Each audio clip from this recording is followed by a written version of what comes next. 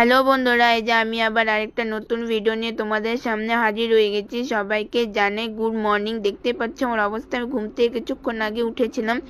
তো এই তোমাদেরকে পেছনে দেখাচ্ছি যে এখনো বিছনা তোলা হয়নি, কিন্তু আমার বিছনা তুলতে প্রচণ্ড আলসামি লাগে, যাকে বলে ভালোই লাগে না। আমার মতো কারা কারা এমন আছো যাদের বিছনা তুলতে ভালো লাগে না, অবশ্যই তোমরা কমেন্ট করে জানাবে। আর এখানে যে মা বিছনা তুলছিল, আমি তোমাদের সাথে সেটাই শেয়ার করলাম।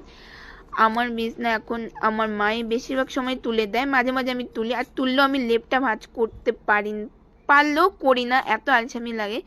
আর আমার মতো আমার বিছনা প্রত্যেক দিন মা রাত্রে করে দেয়, এখন তার জন্য এত আলসামি হয়ে গেছে যে রাত্রে বিছনা করতে ইচ্ছা করে না।